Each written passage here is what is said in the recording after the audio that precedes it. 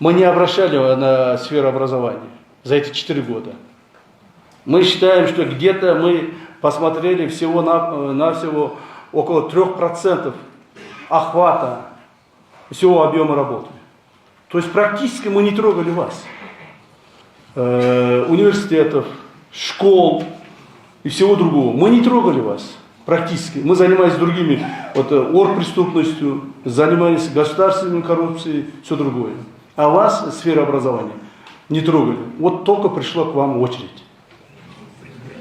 Имейте в виду. Я открыто говорю вам. Пришла в очередь сфера образования. Теперь мы будем досконально заниматься с каждым университетом, каждым учебным заведением. Теперь мы будем работать с каждой школой. Так как уже оргпреступности нет, сами знаете, да? Какая у нас была оргпреступность?